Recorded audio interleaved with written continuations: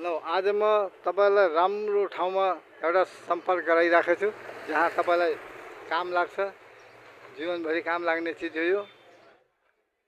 र यो हेर्नुस्, यो त्यहाँनिर ठ्याक्कै उच्च अदालत तुलसीपुरको देखिन्छ भवन।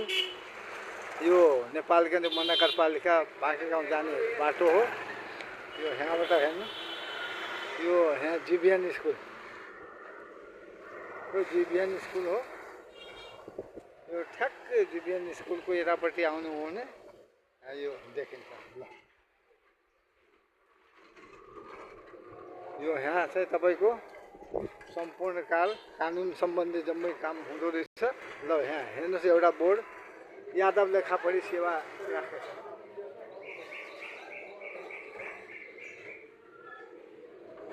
तपाईको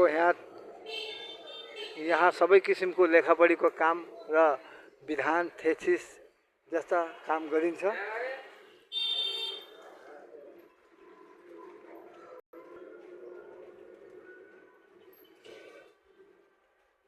यहाँ तपाईँ आउनु हो भने विधान, सबै किसिमको विधान र थेसिस बनाइन्छ।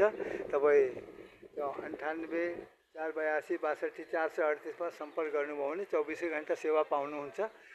यहाँ लेखापढीको, मालपोतको, भूमि सुधारको लगायत नापी, अनि तपाईको अदालत, जिल्ला अदालत, उच्च अदालत, सर्वोच्च अदालतको सबै काम हुन्छ। र कम्पनी पनि यहाँ बनाइन्छ। कम्पनीको विधान पनि लेखिन्छ। यहाँ लेखेकै छ, तुफान ल फर्म, नेपालको महानगरपालिका वडा नम्बर 9 बाँके, अधिवक्ता नोटिस पब्लिक गर्ने टोपेन्द्र तुफान राणा।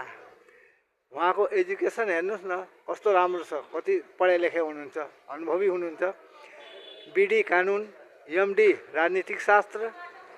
उहाँको मोबाइल नम्बर 98 482 62 438, 98 482 64 299, 98 133 31 966 र 98 580 23 212।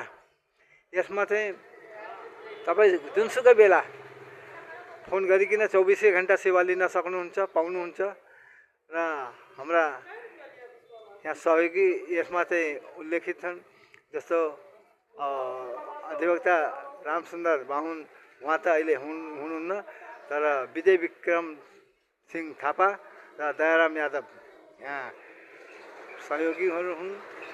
र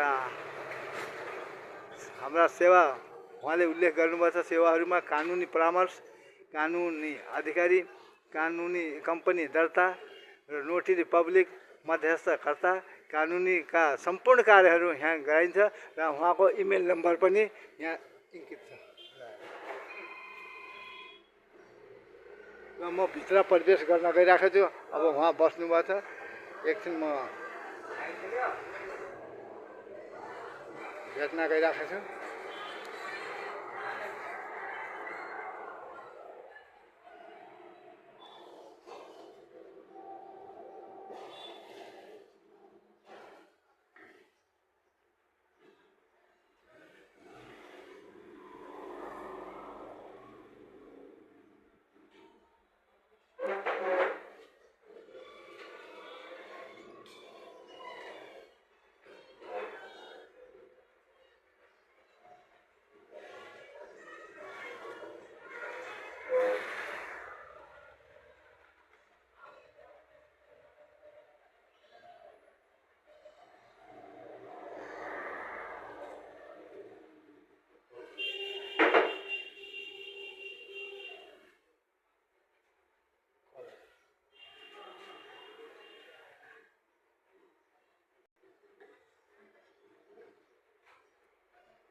नमस्कार। नमस्कार। हजुरको परिचय पाउँ न? मेरो अधिवक्ता टोपेन्द्र तुफान राणा, तुफान ल फर्म, नेपालगञ्ज नगरपालिका वडा 9 बाँके गाउँ।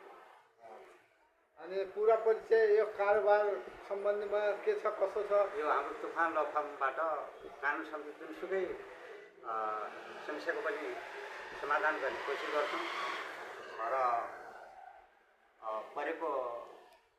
जनतालाई यस ठाउँबाट कसरी हुन्छ सेवा दिने कुरामा हामी तत्पर छौँ। 24 घण्टा सेवा दिन सक्नुहुन्छ काम परे बेलामा, जस्तो काम कोही परेको बेला इमर्जेन्सी हामी पर्यो, 24 घण्टा सेवा दिन तयार छौँ।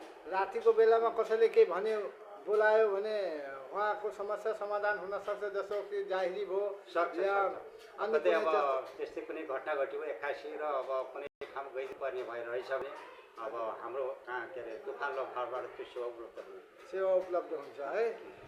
यो भन्दा पहिला कहाँ हुनुहुन्थ्यो र तपाईँ? यो अनुभव के हो, कसो एजुकेसन त त्यहाँ लेखेको राम्रो हो। योभन्दा पहिले मैले काठमाडौँमा पनि तुफान लहरबाटै काम सञ्चालन गर्ने उसमा अनामनगर काठमाडौँमा, र अहिले यहाँ नेपाल जम्मा आएको ठाउँसारी गरेर नेपाल जम्मा आएको करिब 2-4 महिना जति भएको छ। अब लङ टाइमसम्म हाम्रो लकडाउन अब नेपालमै रहन्छ। अब तपाईँको जुनसुकै व्यक्ति यो भवनमा आएर तपाईँसँग सम्पर्क गरेर या घरैबाट फोन गरेर सम्पर्क गर्न सक्छ, र स्थान तपाईँको सम्पर्क गर्ने स्थान भने यही कार्यालयमा। अब तपाईँको यहाँ लेखेको छ, उल्लेख गरेको छ बोर्डमा, तपाईँको कानुन सम्बन्धी सम्पूर्ण र कम्पनी दर्ता ऐन दर्ता पनि हुँदो रहेछ भन्ने लेखेको छ। त्यो पनि नोटिस पब्लिक पनि भइराखेको छ।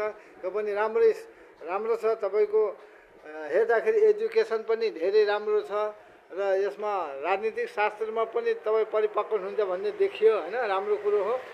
र जुनसुकै क्लाइन्ट र ग्राहक आएमा तपाईँ रातिको बेलामा जस्तो फोन गर्यो त राति नआए पनि कुनै विपत्ति त्यस्तै पऱ्यो भने सहयोग दिन सक्नुहुन्छ मजाले। ल उहाँ चाहिँ हाम्रा एकदम इमान्दार, एकदम जुझारु किसिमकै भनौँ उहाँ हुनुहुन्छ, र उहाँ चाहिँ कहिले पनि घबराउनुहुन्न। आफ्नो परिश्रमबाट सेवा गर्नबाट कहिले पनि उहाँ घबराउनुहुन्न। 24 घन्टा बरु अनिन्द्रा भएर पनि उहाँ चाहिँ काम गर्न तत्पर हुनुहुन्छ। जुनसुकै क्लाइन्ट आफ्नो एकचोटि आजमाइसको लागि भए पनि एकचोटि आउनुहोस्, सेवा गर्ने मौका दिनुहोस् उहाँलाई। उहाँ चाहिँ उहाँको यहाँ आएपछि तपाईँको प्रत्येक किसिमको कानुन सम्बन्धी जुनसुकै कोर्स तपाईँलाई सुपथ मूल्यमा, कम मूल्यमा गरिब गुरुवाको लागि उहाँ आउनुभएको छ। खास गरिब गुरुवालाई एकदम सहयोग होस्, म रहन्जेलसम्म, म बाँचिन्जेलसम्म सेवा गर्दै जाने हो भन्ने उहाँको भावना हो। धेरै राम्रो भावना छ। उहाँ चाहिँ गाउँघरमा आएर गाउँघरमा पनि संस्थामा कैयौँ संस्थामा काम पनि गर्नुभएको छ उहाँले, र सेवा प्रदान गर्दै जानुभएको थियो। र तपाईँहरूको माझमा पनि अहिले कानुन सम्बन्धी काममा लाग्नुभएको छ। अधिवक्ता भएर सिनियर हुनुहुन्छ उहाँ, जे होस् अधिवक्ता हुनुहुन्छ। उहाँले चाहनुहुन्छ कि गरिब गुरुवा कोही कम पैसा भएका हुन्छन्, तिनलाई चाहिँ कसैले सुनवाई गर्दिन्न, पैसाको मात्रै खेलो भइराखेको छ। त्यसले गर्दा उहाँ पनि सोच्नुहुन्छ म गरिब गुरुवाको कसरी सहयोग गर्न सक्छु। एउटा मार्ग यो हो कानुन सम्बन्धी। यसबाट चाहिँ म आफ्ना साथीभाइ दाजुभाइ र जिल्लावासी र अन्य जिल्लाका पनि दाजुभाइ दिदीबहिनीहरूलाई पनि म सहयोग गर्न तत्पर छु। 24 घन्टा जुनसुकै समस्या पर्छ उहाँ चाहिँ सहयोग गर्नुहुन्छ। आउनुहोस्, एकचोटि मौका दिनुहोला। नमस्कार सबैलाई। अब यहीँदेखि विराम गर्दछु।